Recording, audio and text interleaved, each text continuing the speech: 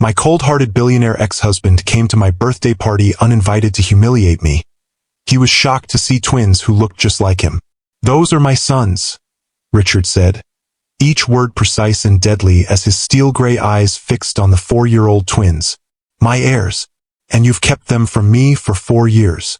The possessive claim in his voice, the same tone he used when discussing his companies, his properties, confirmed everything I had feared. Not, "I've missed 4 years of their lives," or, "I could have known them, loved them." Just ownership, pure and simple. They're children, Richard. Not assets. Not extensions of your empire. I found myself standing taller, protective instinct overriding the intimidation I'd once felt in his presence. They're little boys who need love, patience, and room to become themselves. Not trophies to be displayed or molded into miniature versions of you. His jaw tightened dangerously. "You had no right to make that decision unilaterally. No right to deny me knowledge of my own children. And what would you have done if I told you?" I challenged, my voice trembling with 5 years of pent-up fear and anger. "Incorporated them into your perfect life? Made them another acquisition to be managed by your staff? Scheduled them between board meetings and investor calls? Have you ever had to keep a secret to protect the people you love most? Have you ever faced the moment when that secret finally comes crashing down around you? If you've ever had to choose between truth and protection, give this video a like. I'm Mr. Harrison, and today I'm sharing the remarkable story of how a birthday party confrontation changed 3 lives forever, and how the coldest heart can sometimes find its way back to love. The invitation had been a mistake. I knew it the moment I saw Richard Carter standing in my doorway, immaculate in his bespoke charcoal suit that probably cost more than 3 months of my mortgage payments. At 38, he remained devastatingly handsome, tall and lean, with the kind of sharp features that seemed designed for magazine covers and boardroom intimidation. His dark hair was perfectly styled, not a strand out of place, and his steel-gray eyes surveyed my modest home with barely concealed disdain. "Evelyn," he said, his voice smooth and controlled. "Happy birthday." The room had gone completely silent. Even the children's cartoon playing softly in the background seemed to have paused, as if sensing the gravity of this intrusion. "Richard," I replied, proud that my voice didn't tremble. "This is unexpected." Clearly. His smile didn't reach his eyes as he extended a small, exquisitely wrapped package. "I was in town for a meeting and thought I'd drop by. For old time's sake." A blatant lie. Richard Carter was never in town, anywhere that didn't serve his precise purposes. My modest suburban street in a city 3 states away from his corporate headquarters was not a place he would casually drop by. Just hours earlier, I had been standing in my bathroom, applying my signature crimson lipstick, feeling both decades older and impossibly young at 32. I hadn't wanted a birthday party. After the divorce was finalized 5 years ago, all I had wanted was quiet, space to rebuild the life Richard had so thoroughly controlled, to rediscover the woman I'd been before becoming Mrs. Richard Carter, trophy wife and carefully curated accessory to one of the country's most ruthless tech moguls. But my sister Maggie had insisted. "You need to reclaim celebrations," she declared with the absolute certainty that had made her a successful therapist. "Show yourself and everyone else that joy doesn't belong to him."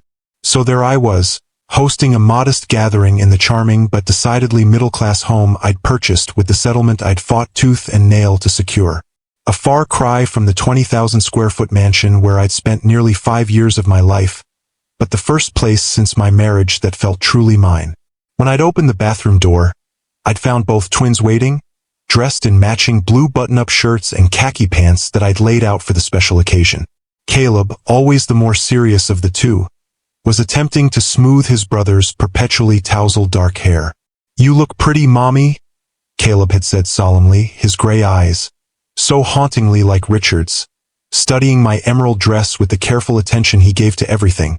So pretty," Jordan echoed, bouncing on his toes with barely contained energy. "Like a princess." I had knelt down, gathering both boys into my arms, breathing in their clean, little boy scent of shampoo and the faint sweetness that seemed unique to children. These precious boys, my miracle, my strength, my most closely guarded secret, had come into my life when I thought everything was falling apart. The irony still struck me sometimes. 2 weeks after the divorce was finalized, after Richard had coldly informed me that our marriage was over because he had outgrown our relationship and needed someone who could truly understand his vision, I had discovered I was pregnant. By then, Richard had already moved on with his 24-year-old executive assistant, making it clear that I was a chapter he had closed. In the shock and devastation that followed, I'd made the decision to keep this information to myself. It hadn't been spite, though many might have seen it that way. It had been self-preservation. Richard Carter collected beautiful things, companies, properties, art, and for nearly 5 years, me. He didn't form attachments. He acquired assets. And I had known, with bone-deep certainty, that if he'd learned about my pregnancy, the child would have become his most prized possession, and I would have been reduced to merely its caretaker, forever tethered to his control. The discovery that I was carrying twins had come later, after I had retreated to my hometown 3 states away. By then, my decision was cemented. The boys would be mine alone, free from Richard's cold perfectionism and conditional approval. I would give them what Richard never could: unconditional love, freedom to discover their own identities, and the space to be children rather than extensions of their father's ambition. Now, standing in my living room with Richard's unexpected presence filling the space like a storm cloud, all those carefully constructed protections were crumbling. "How thoughtful," I replied, not moving to accept his package. "Though I don't recall sending you an invitation." His smile tightened infinitesimally. I assumed mine was lost in the mail. After all, we did share 5 years of marriage. 4 years, 10 months, and 17 days. I corrected quietly, the precision a habit I couldn't shake even 5 years later. During our relationship, I had learned to arm myself with exact facts and figures. They were harder for Richard to dismiss than emotions or impressions. Something flashed in his eyes, irritation at being corrected, perhaps, or surprise that I would dare to do so. During our marriage, I had gradually stopped contradicting him about anything, finding it easier to acquiesce than to weather his cold displeasure. "May I come in?" he asked, though he was already stepping forward, the question merely a formality. I moved aside mechanically, my mind racing. Why was he here? We'd had no contact since the divorce was finalized. He'd made it abundantly clear that I was a chapter he'd closed, an acquisition that had depreciated in value and been liquidated accordingly. "Lovely home," he remarked, his tone making it clear it was anything but by his standards. "Quaint." Maggie stepped forward, her protective instincts visibly engaged. "Richard, what an unexpected surprise. We're just having a small family gathering, as you can see." "Maggie!" His acknowledgement was glacial. He had never forgiven her for being the one person in my life he couldn't charm or intimidate. "Still offering unsolicited opinions, I see. Still manipulating situations to assert control, I see," she countered smoothly. The tension in the room thickened. My other guests shifted uncomfortably, witnesses to a power dynamic they couldn't fully comprehend. This was exactly what Richard wanted, to disrupt my carefully constructed new life, to remind me that he could invade my space at will, that my boundaries meant nothing to a man who had built an empire by crushing obstacles. "Perhaps we should speak privately," Richard suggested, his tone making it clear this wasn't a request. In our marriage, I would have immediately acquiesced, desperate to avoid his cold displeasure. But that woman, the one who had gradually surrendered her voice, her preferences, her very identity to keep the peace, no longer existed. "No," I said simply. "Whatever you have to say can be said here. These are my friends and family." Something dangerous flashed in his eyes, the brief, unguarded reaction that had always preceded his most devastating takedowns in the boardroom. I had seen that look directed at business rivals, at subordinates who disappointed him, but never so nakedly at me. During our marriage, his control over me had been exercised with more subtlety. A raised eyebrow at an inappropriate comment, a gentle but firm redirection of my misguided opinions. "Very well." He straightened, his 6'2" frame somehow expanding to dominate my modest living room. I've been reviewing some of the terms of our settlement, and my lawyers have identified certain discrepancies that need to be addressed. They'll be contacting your attorney tomorrow. The calculated cruelty of using my birthday party to deliver this threat made my chest tighten. The settlement had been my one victory. Modest by his standards, but enough to provide security for me and the twins. The settlement was finalized 5 years ago, I replied, fighting to keep my voice steady. Approved by the court. Circumstances change. His smile was razor-thin. New information comes to light. Before I could respond, a high-pitched voice called from the hallway. Mommy! Caleb won't share the red truck. The color drained from my face as Jordan came barreling into the living room. His dark hair tousled and his gray eyes, Richard's eyes, bright with indignation.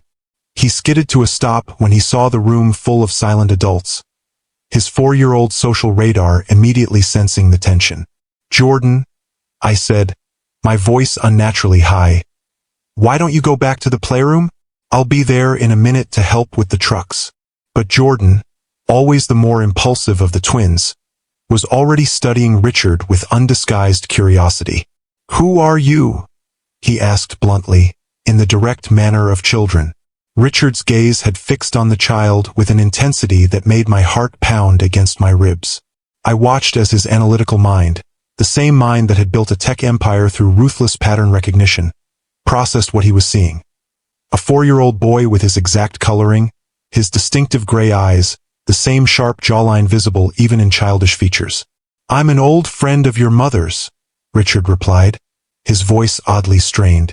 His eyes never left Jordan's face, cataloging every feature with growing comprehension. Mommy. Caleb says I have to give the truck back, but I had it first.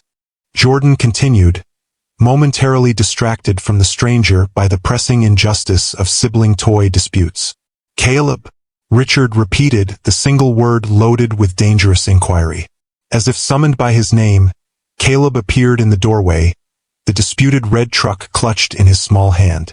Unlike his brother, he immediately assessed the room's atmosphere and froze, his serious gray eyes, even more strikingly similar to Richard's than Jordan's, widening as they fixed on the tall stranger. The silence that fell was absolute. I could hear my own heartbeat thundering in my ears as Richard looked from one boy to the other, his brilliant mind calculating dates, timelines, possibilities. Twins, he said finally, the word falling like a stone into still water. His gaze swung to me, cold fury building behind his perfect composure. 4 years old, I presume? I couldn't speak, couldn't move.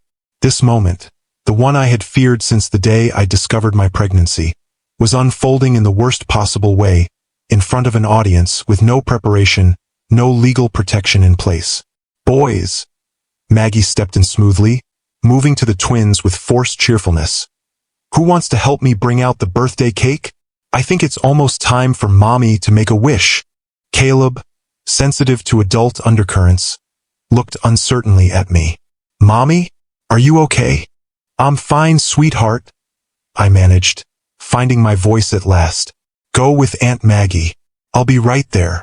As Maggie ushered the reluctant boys toward the kitchen, Richard's controlled facade cracked, revealing the cold rage beneath. You were pregnant when we divorced, he stated, his voice dangerously quiet. You concealed my children from me. I didn't know I was pregnant when we divorced, I replied, the truth giving me strength. I found out 2 weeks after the divorce was finalized. And you didn't think to mention this rather significant development?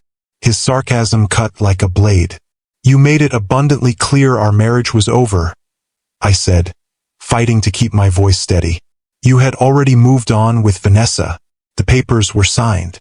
The settlement was complete. And that's when he said those words that confirmed my worst fears. Those are my sons, my heirs, and you've kept them from me for 4 years. If you've ever had to make an impossible choice to protect someone you love, hit that like button. The confrontation between Evelyn and Richard was just the beginning of a journey neither of them expected. One that would challenge everything they thought they knew about each other, about love, and about the true meaning of family. After Richard left with his ominous promise that tomorrow will be different, The party continued in a strained fashion. My friends tried their best to restore the celebratory mood, but the shadow of Richard's visit hung over everything. I went through the motions, opening gifts, blowing out candles, laughing at the right moments, while my mind raced with fear and contingency plans. When the last guest had departed and the twins were tucked into bed, I sat alone at my kitchen table, the small package from Richard still unopened before me. Part of me wanted to throw it away unopened, to deny him even this small connection. But curiosity, and the strategic awareness that I needed to understand his mindset, won out. Carefully unwrapping the elegant paper, I found a small velvet box. Inside was a delicate platinum necklace with a single perfect emerald pendant, exactly matching the dress I was wearing today. The coincidence was unsettling until I remembered that emerald green had always been my favorite color, though Richard had discouraged me from wearing it during our marriage, claiming it didn't suit my complexion. Beneath the necklace was a small card with Richard's precise handwriting. To new beginnings. Some things are worth revisiting. The message sent a chill through me. Was he suggesting what it seemed? That after 5 years, after the way he had discarded me, after discovering I had hidden his children from him, he was somehow interested in rekindling our relationship? The Richard Carter I knew didn't forgive betrayal. He certainly didn't respond to it with expensive jewelry and cryptic messages about new beginnings. He responded with ruthless, calculated destruction of whoever had crossed him. So what game was he playing? The sound of my phone ringing startled me from my thoughts. Checking the screen, I saw an unknown number. With a sense of inevitability, I answered. "Hello, Evelyn." Richard's voice was calm, controlled, as if our confrontation had never happened. "I trust the party concluded successfully." "What do you want, Richard?" I was too tired for games. "I want to propose a civilized approach to our situation," he replied smoothly. "Rather than immediately involving lawyers, perhaps we could meet tomorrow to discuss arrangements for the boys." "Arrangements?" I repeated, wariness creeping into my voice. "Yes, visitation schedules, educational plans, that sort of thing. Practical matters." The reasonableness of his tone made me more suspicious, not less. Richard Carter didn't do reasonable when he felt wronged. He did scorched earth. "Why would I agree to that?" I asked carefully. "You threatened legal action less than 3 hours ago." "I've had time to reflect," he replied, and I could almost see him adjusting his cufflinks, a habit he had when crafting a particularly careful response. "Litigation would be messy, public, and ultimately damaging to the boys. I prefer a more elegant solution." "Which would be?" "We meet. We discuss. We find a path forward that acknowledges both my rights as their father and your concerns about my parenting style." The pause before concerns spoke volumes about what he really thought of my objections. "And if we can't agree?" I pressed. "Then we proceed to less amicable options," Richard replied, his tone still pleasant but with steel underneath. "But I think we can be adults about this, don't you? For the sake of Caleb and Jordan." The casual use of my son's names he had learned only hours ago, sent a surge of protective anger through me.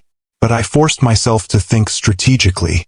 Meeting with Richard would give me a chance to gauge his true intentions, perhaps even find leverage to protect the boys from his controlling influence. "Fine," I said finally.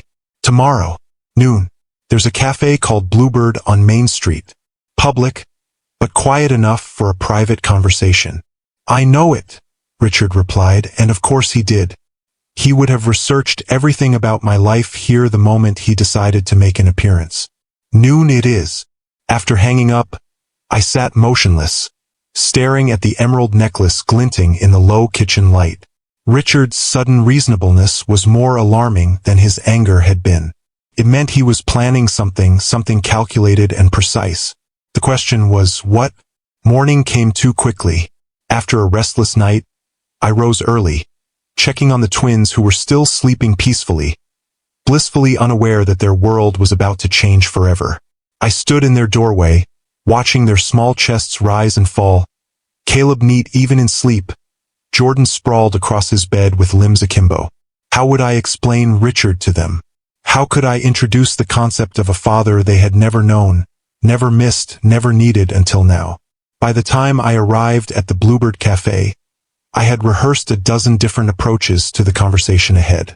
I had dressed carefully, professional but not formal, a navy blue dress that projected confidence without the defiance of yesterday's emerald green.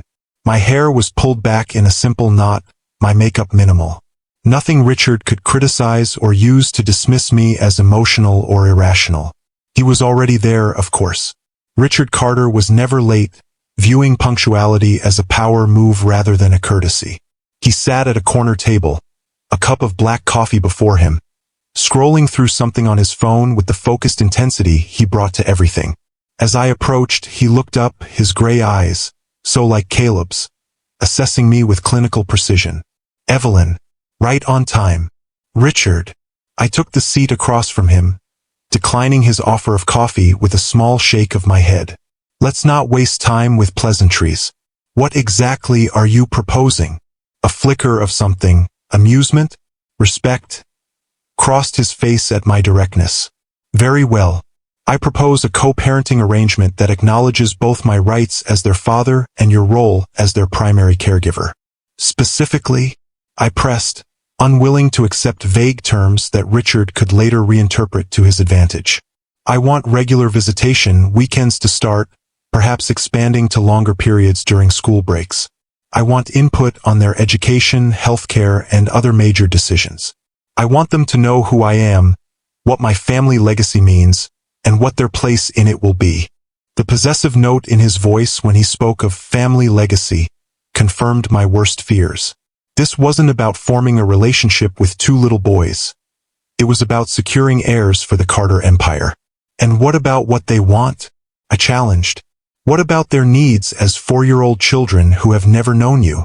Children adapt quickly, Richard replied dismissively. And I'm prepared to make the transition as smooth as possible. Private tutors, child psychologists, whatever resources are needed. Of course, his solution involved throwing money at the problem.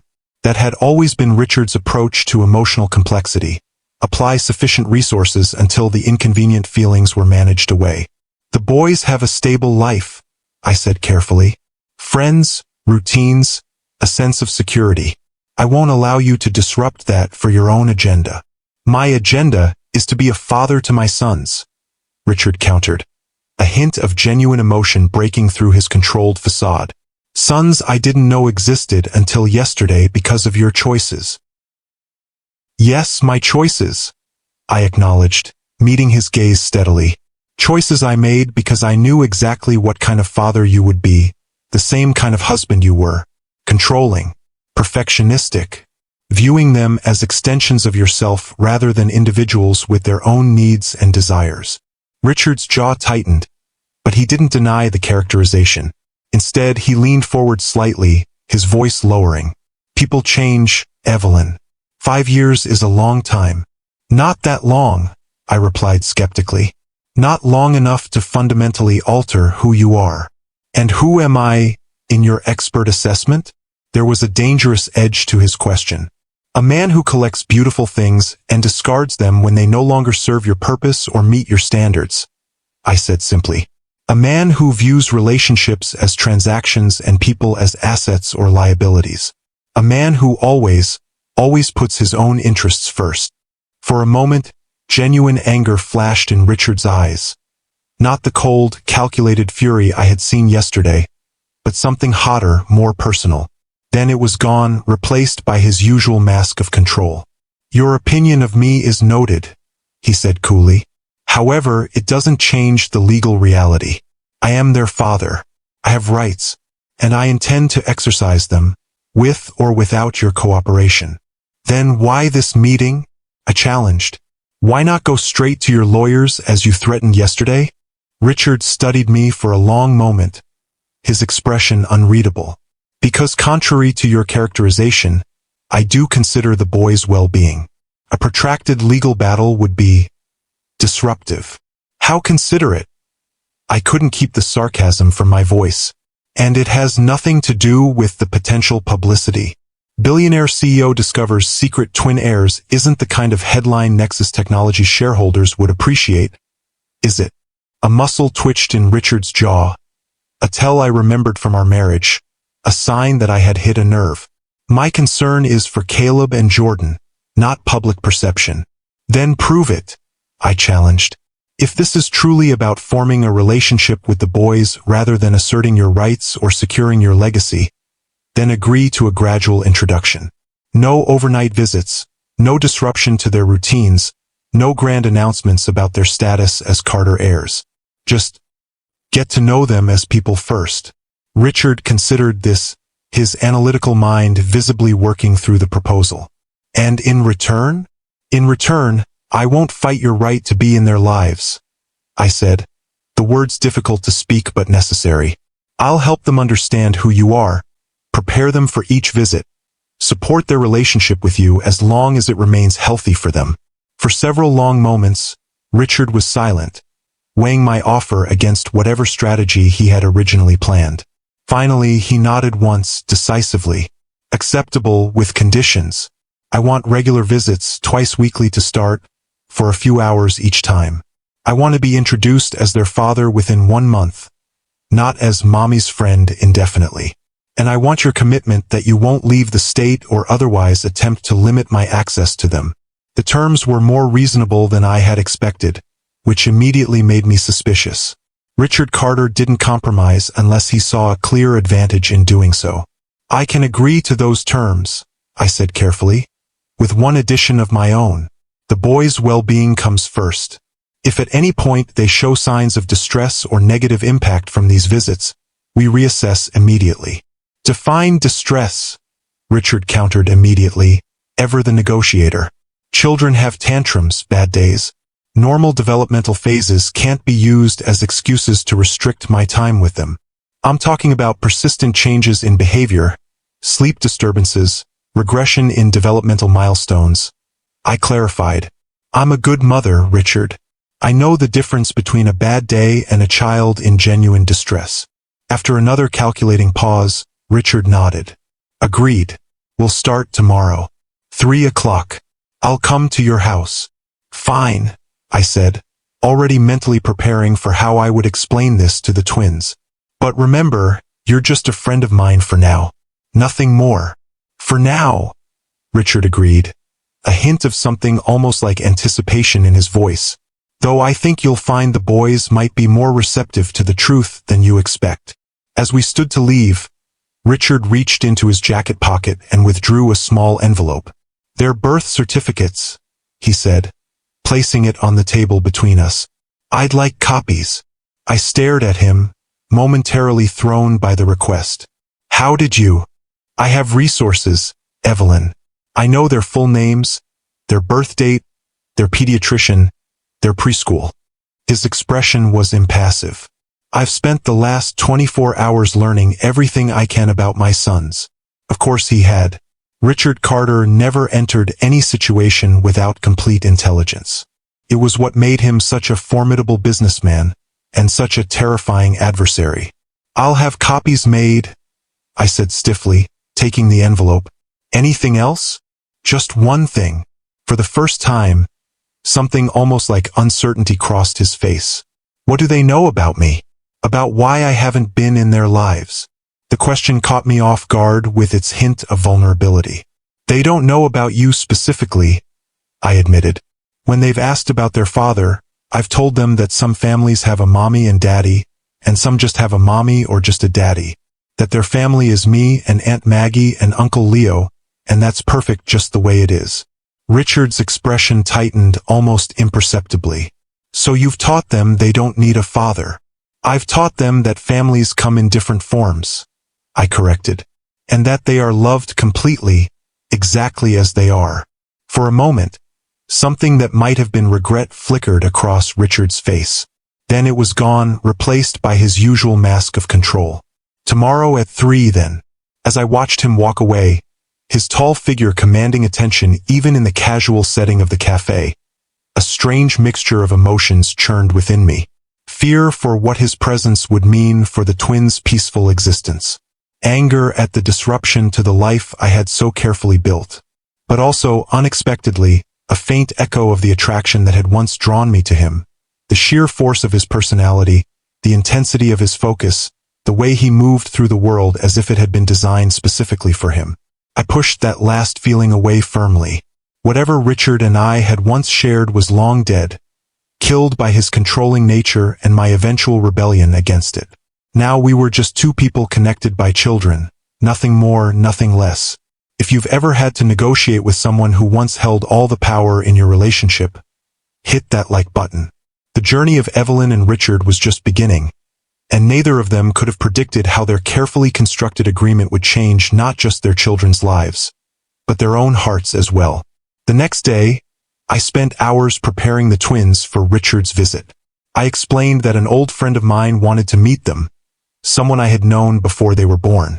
Jordan, predictably, was excited at the prospect of a visitor, while Caleb regarded the news with his usual thoughtful caution. "Is he nice?" Caleb asked, his gray eyes, so like Richard's, serious and assessing. I hesitated, searching for words that were honest but appropriate. "He can be," I said finally. "He's very smart and very successful, but he doesn't spend much time with children, so you'll need to be patient with him." "Does he like dinosaurs?" Jordan wanted to know, already planning how to impress our visitor. "I'm not sure," I admitted. "You'll have to ask him." At precisely 3 o'clock, the doorbell rang. Richard Carter's punctuality was one of the few traits I had always appreciated about him. I opened the door to find him standing there in what passed for casual attire in his world. Tailored charcoal slacks and a light blue button-down shirt. No tie, sleeves rolled up to reveal strong forearms. He looked less like a corporate titan and more like a man, and the distinction was unsettling. "Evelyn." He greeted me with a nod. His expression controlled but with an undercurrent of tension I rarely saw in him. "May I come in?" I stepped aside, noting the wrapped packages tucked under his arm. "The boys are in the living room," I said. "I've told them you're an old friend who wanted to meet them." Richard nodded, his jaw tight. "And how much do they know about our history?" "Nothing beyond that," I assured him. As we agreed. As we entered the living room, both twins looked up from their play. Jordan immediately bounced to his feet, curiosity overcoming any shyness, while Caleb remained seated, studying Richard with careful intensity. "Boys," I said, keeping my voice light and natural. "This is my friend, Mr. Carter. He wanted to meet you both." "Hello," Richard said, and I was startled to hear a slight roughness in his usually smooth voice. "It's very nice to meet you, Caleb." "Jordan." "How do you know which one is which?" Jordan asked immediately, always direct. "Most people get us confused." A faint smile touched Richard's lips. "Your mother told me that Caleb is the serious one, and Jordan is the energetic one. Plus, Jordan, you have a small freckle just beside your left eye that your brother doesn't have." I blinked in surprise. I hadn't mentioned that distinguishing mark to Richard, and it was subtle enough that many people who saw the twins regularly didn't notice it. Richard's powers of observation had always been exceptional. It was part of what made him such a successful businessman. But seeing that attention to detail directed at my sons was disconcerting. Jordan grinned, impressed. "You're smart. Do you like dinosaurs?" "I find them fascinating," Richard replied, and to my surprise, he seemed entirely sincere, particularly the way they dominated their environment through superior adaptation. "I have a T-Rex," Jordan announced proudly. "He's the king of the dinosaurs. Wanna see?" "I would," Richard said, and allowed himself to be led to the corner of the room where the twins' toy collection was neatly organized. My influence, but exuberantly played with, Jordan's nature. Caleb remained where he was, still watching Richard with that careful assessment that sometimes made him seem much older than 4. After a moment, he stood and approached me, tugging at my hand to bring my ear down to his level.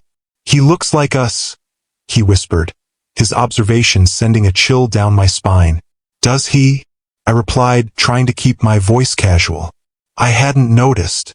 Caleb gave me a look that clearly said he didn't believe me, but he didn't press the issue.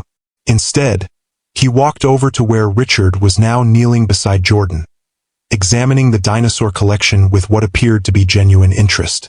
The Triceratops was actually stronger than the T-Rex, Caleb informed Richard solemnly. It had 3 horns and a shield on its head. Richard looked up, meeting Caleb's serious gaze with equal gravity. An excellent defensive adaptation, he agreed, though the T-Rex had superior offensive capabilities. That's what I said, Jordan exclaimed, delighted to have his dinosaur preferences validated by this new adult. For the next hour, I watched in growing amazement as Richard Carter, the man who had once cut short board meetings when they interfered with his schedule, sat on my living room floor discussing the relative merits of different dinosaurs with my sons. He listened to their 4-year-old logic with the same focused attention he gave to multi-million-dollar business proposals, never talking down to them or dismissing their ideas. When Jordan asked if Richard wanted to see his drawing of a super mega ultra T-Rex with laser eyes, Richard not only agreed but offered suggestions for making the dinosaur even more formidable. And when Caleb quietly showed Richard his collection of rocks, carefully labeled in my handwriting, Richard examined each one with serious consideration, asking questions about their origins and properties that made Caleb's usually solemn face light up with enthusiasm. It was a side of Richard the first had never seen during our marriage, this patience, this willingness to engage on someone else's terms rather than imposing his own agenda. I found myself wondering if it had always been there, hidden beneath the driven businessman I had known, or if something had changed him in the 5 years since our divorce. Mr. Carter brought you both something, I said when there was a natural lull in the conversation. Would you like to see? Presents. Jordan was immediately excited, while Caleb looked cautious but interested. Richard reached for the packages he had set aside when he entered. I wasn't sure what you would like, he said, and there was an unfamiliar note of uncertainty in his voice. So I brought a few options.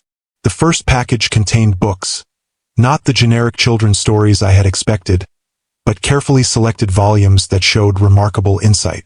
For Jordan, a lavishly illustrated encyclopedia of dinosaurs that made him squeal with delight.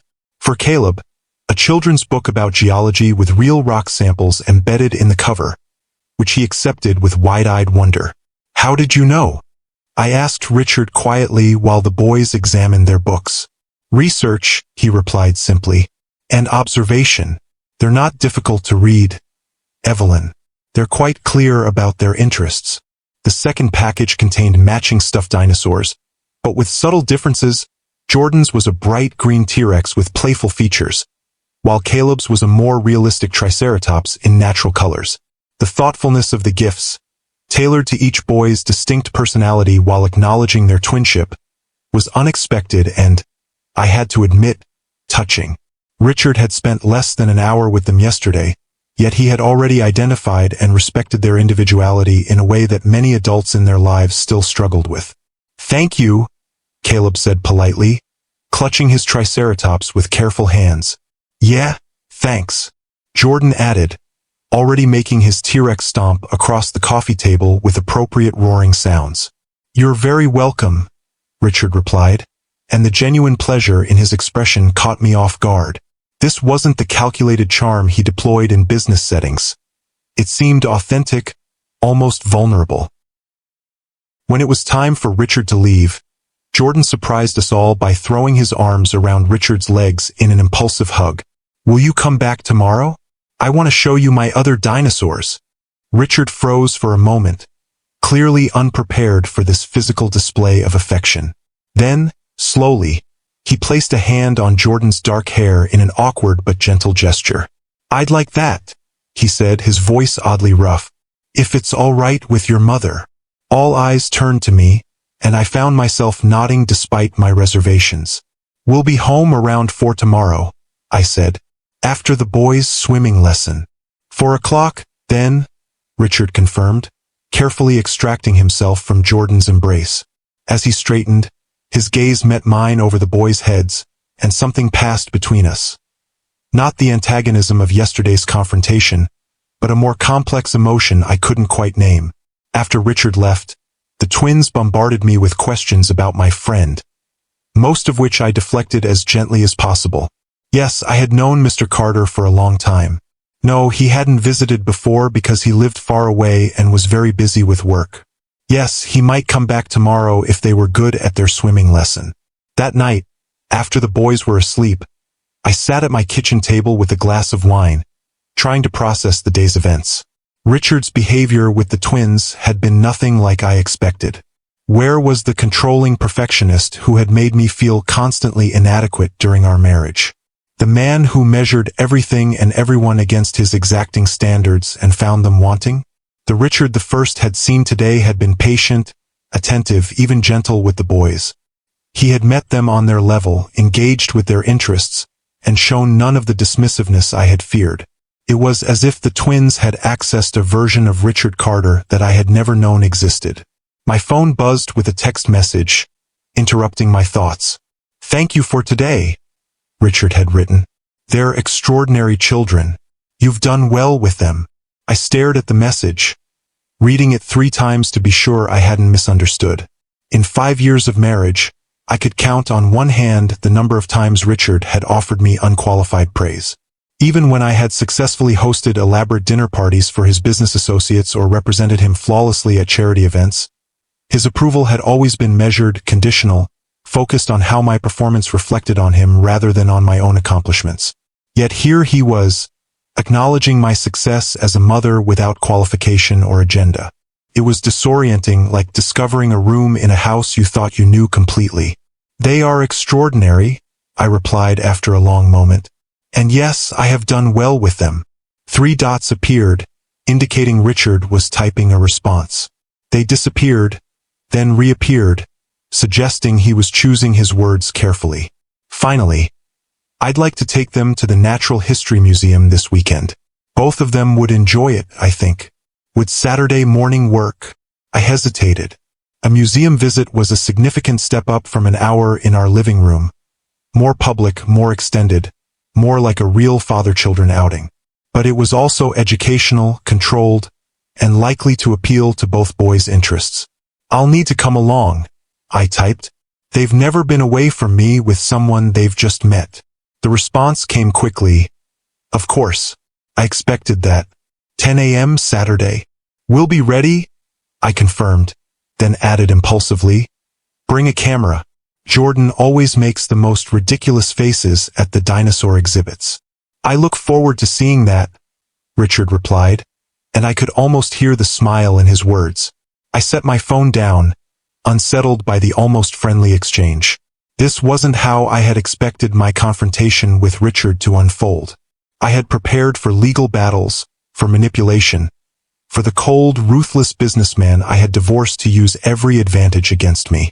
I hadn't prepared for thoughtful gifts and genuine interest in the twins' personalities and text messages about museum visits. What game was Richard playing? Was this reasonable, engaged father figure just another calculated role he was assuming to get what he wanted? Or had fatherhood, even the sudden, unexpected version thrust upon him, accessed something in Richard that our marriage never had? The next few weeks fell into a strange new pattern. Richard visited the twins regularly, gradually increasing from short afternoon visits to longer outings, the promised museum trip, a visit to the park, lunch at a child-friendly restaurant. Always with me present, always scrupulously respecting the boundaries we had established, always focused primarily on building relationships with Caleb and Jordan rather than asserting his authority or imposing his preferences. The boys, for their part, took to Richard with surprising ease. Jordan was immediately won over by Richard's willingness to engage in dinosaur battles and his seemingly inexhaustible knowledge of prehistoric creatures. Caleb was more reserved, as was his nature, but even he began to look forward to Richard's visits, particularly after Richard brought him a real magnifying glass and taught him how to examine his rock collection like a professional geologist. Watching them together was a surreal experience. There were moments when the physical resemblance between Richard and the twins was so striking it took my breath away. The way Caleb's brow furrowed in concentration exactly like his father's. The way Jordan's face lit up with the same rare but transformative smile that had once made me fall in love with Richard. But more disconcerting than the physical similarities were the temperamental ones I began to notice. Caleb's methodical approach to problem solving, his attention to detail, his preference for order. All traits I had attributed to his innate personality were mirrored in Richard's own methodical nature, and Jordan's boundless energy and charm, his ability to win people over with sheer force of personality, echoed the charisma that had made Richard such a successful business leader. Nature versus nurture playing out before my eyes, forcing me to acknowledge that these boys I had raised alone were undeniably their father's sons as well as mine. As the 1-month mark of our agreement approached, the deadline for introducing Richard as their father rather than just my friend, I found myself increasingly anxious about how the twins would react to this revelation. Would they feel betrayed that I had kept this information from them? Would they suddenly prefer Richard with his wealth and resources to their modest life with me? Would this new knowledge disrupt the secure, happy existence I had worked so hard to create for them? The night before our agreed-upon deadline, Richard texted me, "We need to discuss tomorrow. Can I call you after the boys are asleep?" 9:30, I replied, setting a specific time as a way of maintaining some control over the situation. At exactly 9:30, my phone rang. "Evelyn." Richard's voice was formal but not cold. "Thank you for taking my call. You wanted to discuss tomorrow?" I prompted, unwilling to engage in pleasantries when my stomach was in knots about the conversation ahead. "Yes." There was a brief pause. "I've been thinking about how best to approach this with the boys. I believe we should present a united front, with both of us explaining my identity together." "I agree," I said, somewhat surprised by his collaborative approach. "I've been preparing them in small ways, talking more about different family structures, reading them stories about children with divorced parents, that sort of thing." "Good." Another pause. "Evelyn, I want to be clear about something. I have no intention of disrupting the boys' relationship with you or undermining your authority as their mother. My goal is to add to their lives, not subtract from what you've built."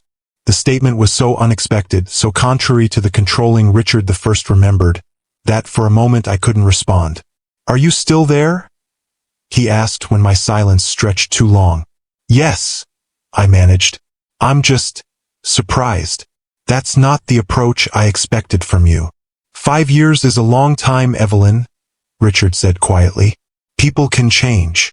"So you keep saying," I replied, unable to keep the skepticism from my voice. "You don't believe me." It wasn't a question. "I believe you want a relationship with the boys," I said carefully. "I'm less certain about your long-term intentions, or whether you truly understand what being a father entails." "And what does it entail, in your view?" There was no sarcasm in the question, just what seemed like genuine curiosity. I considered my answer carefully. "Consistency. Putting their needs above your own. Loving them for who they are, not who you want them to be. Being present not just physically but emotionally, even when it's inconvenient or uncomfortable." "All reasonable expectations," Richard acknowledged, "and I intend to meet them." "Parenting isn't a business objective, Richard," I said, frustration creeping into my voice. "You can't just decide to excel at it and make it happen through sheer force of will. It's messy and unpredictable and often thankless." "I'm aware of that," he replied, a hint of his own frustration showing. "Contrary to what you seem to believe, I'm not approaching this as a corporate takeover. I'm approaching it as a man who has discovered he has 2 sons and wants to be part of their lives." The sincerity in his voice gave me pause. Was it possible that Richard truly had changed? Or was I being naive, allowing myself to be manipulated by a man who had always excelled at getting what he wanted? "Tomorrow at 3, I said finally. "We'll tell them together, as you suggested." "But Richard," I hesitated, then continued firmly, "if this goes badly, if the boys are upset or confused, we slow down. Their emotional well-being comes first." "Agreed," he said without hesitation. "Their well-being is my priority too, Evelyn. I hope someday you'll believe that." After we hung up, I sat for a long time staring at the phone, trying to reconcile the Richard I had known with the man who had just spoken so reasonably about co-parenting. The Richard I had married would never have accepted my conditions so readily, would never have acknowledged my expertise or deferred to my judgment about the children. Either he had truly changed in fundamental ways, or he was playing a very long, very subtle game. and I wasn't sure which possibility frightened me more. If you've ever had to completely reassess someone you thought you knew inside and out, hit that subscribe button. The journey of discovery Evelyn was on was just beginning, and the revelation about Richard's true identity to the twins would change everything, in ways none of them could have anticipated. The next day dawned bright and clear, a beautiful spring Saturday that seemed to mock my churning anxiety. I had barely slept, rehearsing different versions of the conversation ahead, imagining the twins' reactions, preparing for questions I might not be able to answer. Richard arrived precisely at 3, dressed casually again but with a tension in his shoulders that betrayed his own nervousness. This, too, was new. The Richard I had known never showed anxiety, viewing it as a weakness to be ruthlessly suppressed. "Are you ready for this?" I asked quietly as I let him in. "As ready as I can be," he replied, his usual confidence muted. "Where are the boys?" "In the backyard. I thought we'd talk to them there. It's their favorite place, where they feel most comfortable." Richard nodded, following me through the house to the back door. Through the window, we could see Caleb and Jordan playing in the small but well-kept yard, engaged in some elaborate game involving their dinosaur figures and a makeshift landscape they had created from rocks and sticks. For a moment, we both stood watching them, these small beings who connected us in ways neither of us could have imagined 5 weeks ago. "They're happy," Richard said softly, an odd note in his voice. "You've given them a good life." "I've tried," I acknowledged, surprised by the lack of defensiveness I felt. "They deserve nothing less." "No, they don't." Richard turned to me, his expression more open than I had seen it since our early days together. "Evelyn, before we do this, I want you to know something. Whatever happens next, however the boys react, I'm grateful for what you've done for them, for raising them to be the remarkable children they are." The sincerity in his voice caught me off guard, making my throat tighten unexpectedly. "Thank you," I managed. "That means a lot." We stepped outside, calling the twins over to the small patio table where I had set out juice and cookies.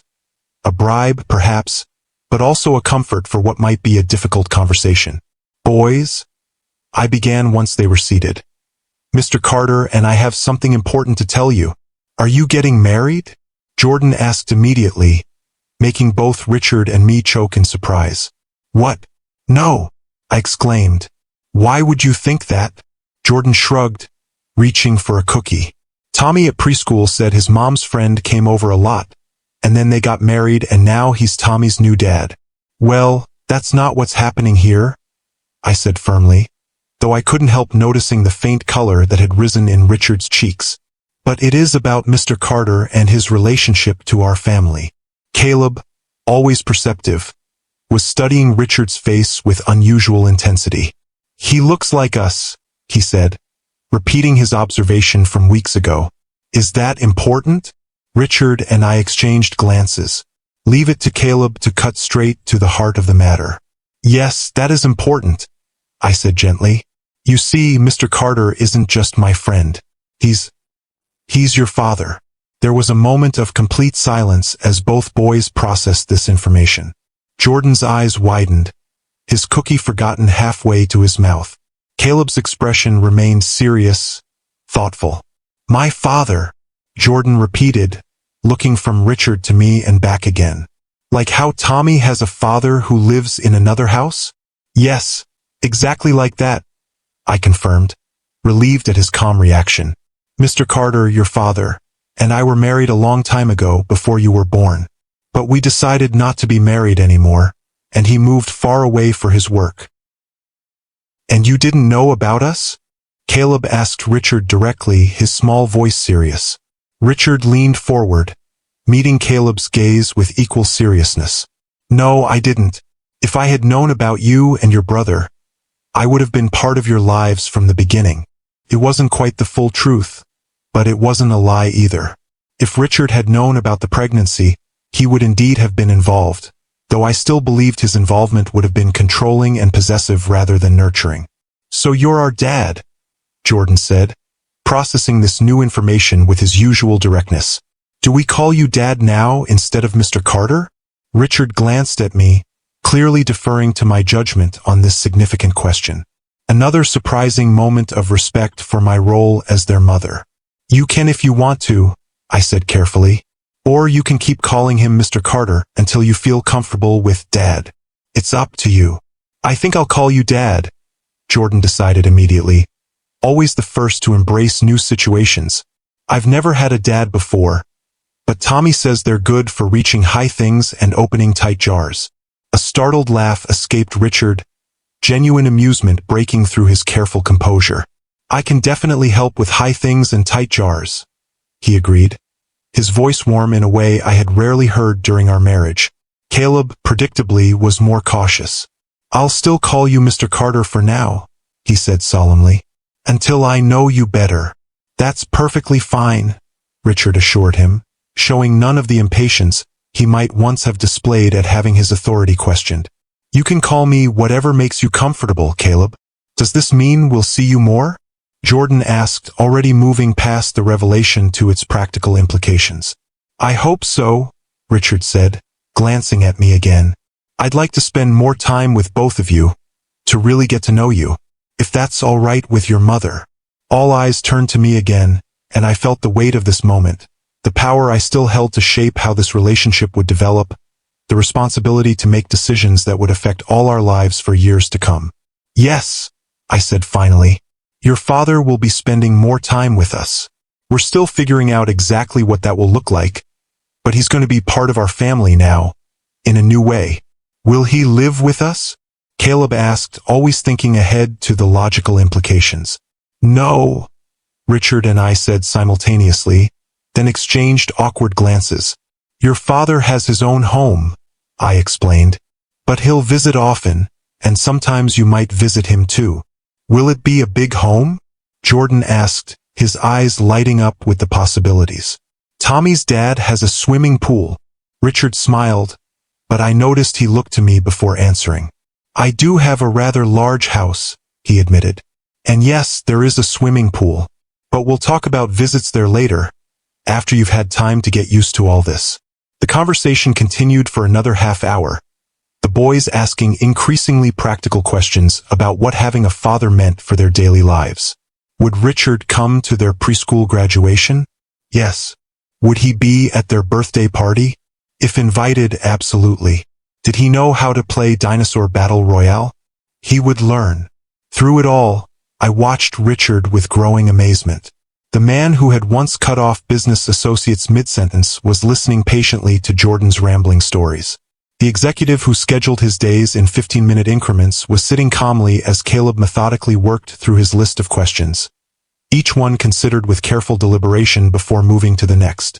When the boys eventually grew bored with the conversation and returned to their game, Richard and I moved to the porch steps, watching them play while maintaining a careful distance between us. That went better than I expected, I admitted quietly.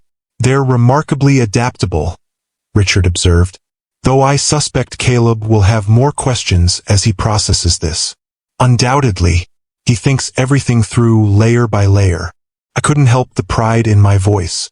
Jordan dives in headfirst, but Caleb tests the water carefully before even dipping a toe. They balance each other, Richard said, a note of wonder in his voice. Even at 4, they've developed this perfect complementary dynamic.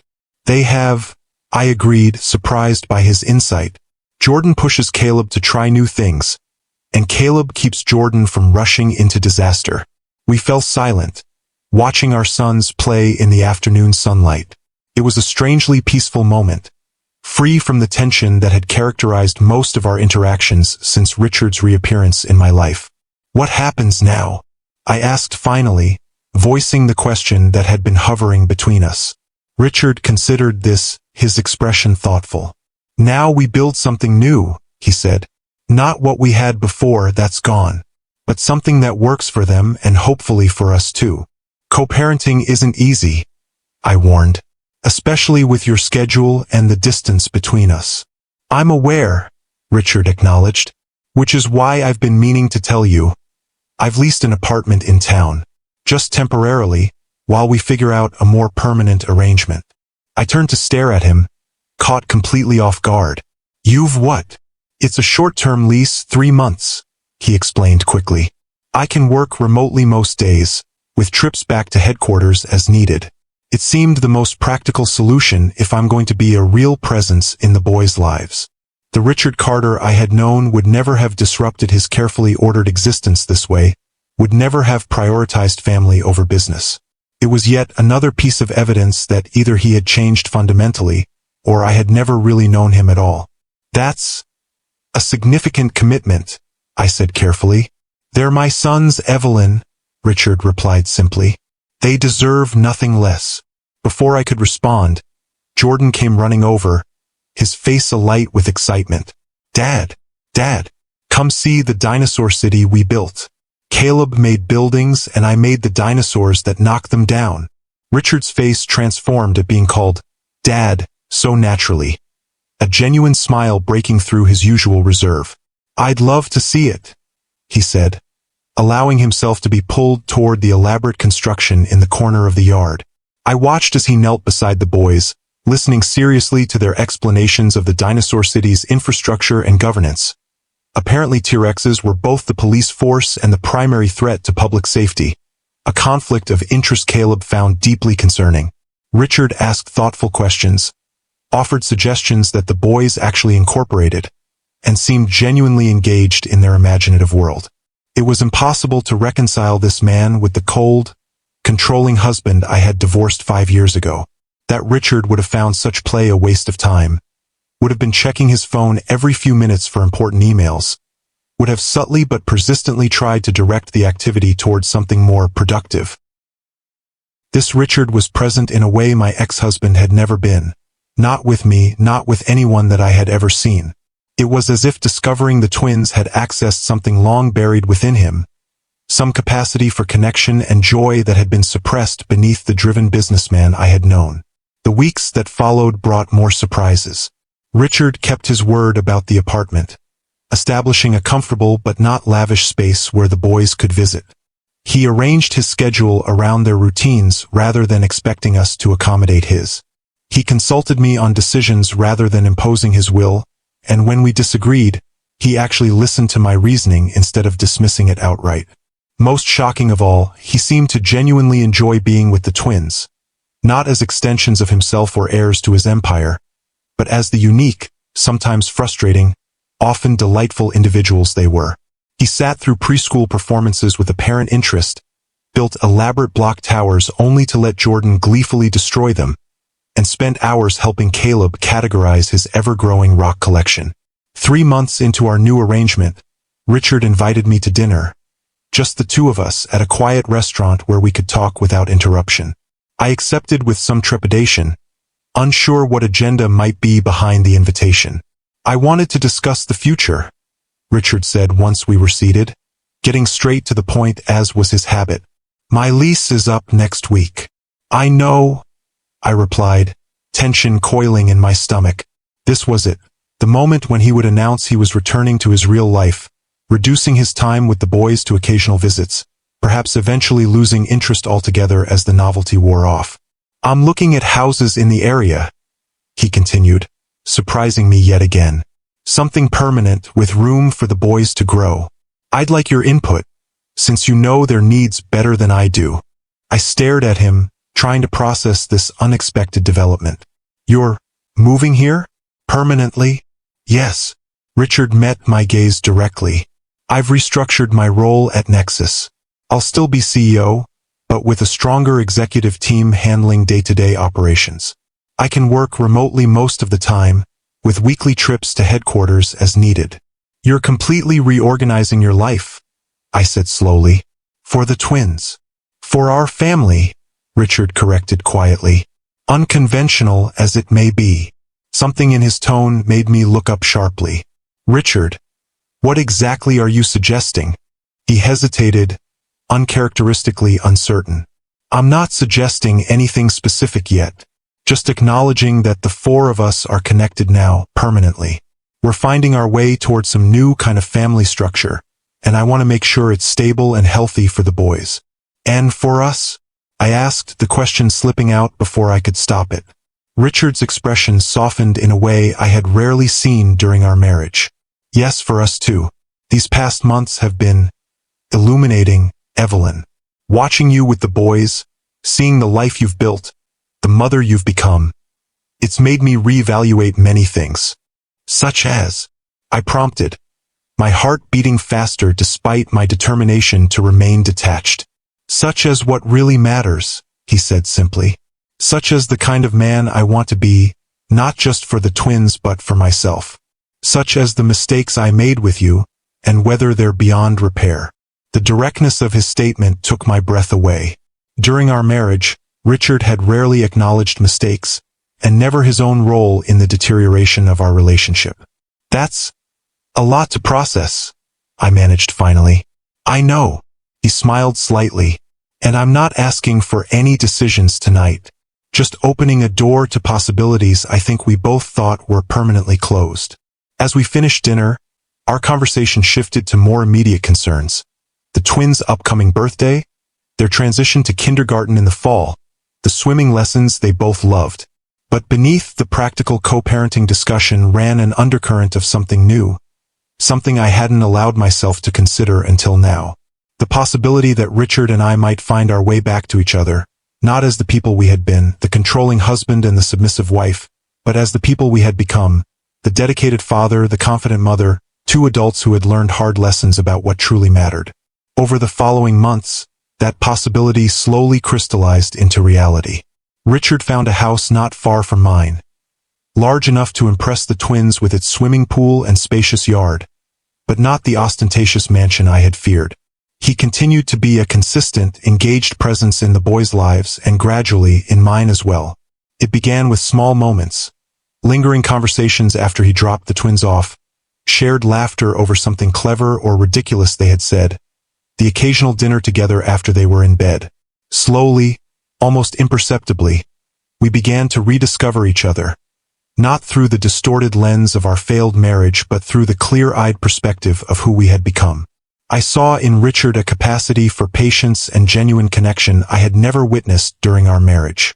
He saw in me a strength and confidence that had been suppressed beneath his controlling influence. Together, we found a balance that had eluded us before, a partnership based on mutual respect rather than power and submission. The first time he kissed me again, nearly a year after reappearing in my life, it felt both familiar and entirely new, like coming home to a place that had been completely renovated in your absence. I'm not the man you married, Richard told me that night, his usual confidence tempered with humility. And you're not the woman I divorced. But I think perhaps these new versions of ourselves might have a chance at something better than what we had before. What changed you? I asked, the question that had been haunting me since he first sat on my living room floor discussing dinosaurs with our sons. Richard considered this carefully, in the thoughtful way that had become characteristic of him. Losing you was the beginning, he admitted. It forced me to confront parts of myself I had never examined. My need for control, my inability to connect emotionally, my tendency to view relationships as transactions. But finding the twins, and you again, that was the real catalyst. Suddenly all the success, all the power, all the wealth seemed hollow compared to what I might have had with you, with them.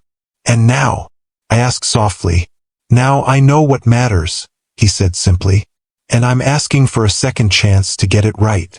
6 months later, Richard proposed, not with the grand gesture his wealth could have commanded, but with a simple question asked in our backyard while the twins built yet another dinosaur civilization nearby. This time, when I said yes, it wasn't because I was dazzled by his success or intimidated by his force of personality. It was because I had seen the man beneath the billionaire facade, the father who had learned to put his children's needs above his own, the partner who had learned to listen as well as direct. Our second wedding was nothing like our first.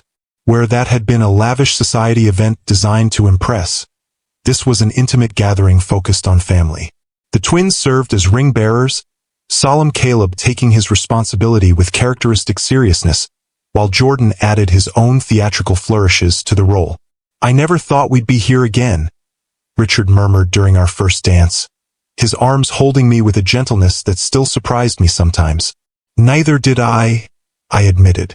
But then, I never thought I'd see you building dinosaur cities or attending preschool graduation ceremonies either. He laughed, the sound free and genuine in a way it rarely had been during our first marriage. Life has a way of surprising us, though I think our biggest surprises are currently plotting to steal an entire tray of cupcakes when we're not looking. I glanced over to see the twins in deep consultation near the dessert table, their dark heads bent together in what was definitely a strategic discussion. Some things never change, I said with a smile. They've been partners in crime since they could crawl. Like their mother, they're full of surprises, Richard said, his gray eyes, the same ones that looked back at me from our sons' faces, warm with an emotion that had been absent in our first marriage, genuine, unguarded love. As we moved across the dance floor, I reflected on the journey that had brought us here. From a birthday party confrontation that I had feared would destroy the life I had built, to this moment of unexpected joy and connection. The cold-hearted billionaire who had once viewed me as an accessory had become the warm, engaged father who now looked at me as an equal partner. The twins who had been my most closely guarded secret had become the bridge that connected us in ways neither of us could have imagined. Sometimes life's most painful moments, a divorce, a confrontation, a secret revealed, can lead to its greatest blessings. Sometimes the people we think we know completely can surprise us in ways that change everything. And sometimes, if we're very lucky, we get a second chance to build something better than what we lost. If you've ever believed in the power of second chances, in the possibility that people can truly change, in the hope that love can be rediscovered in unexpected ways, hit that subscribe button. I'm Mr. Harrison, and I'll be back next time with another story of love, loss, and the surprising journeys that lead us back to where we belong.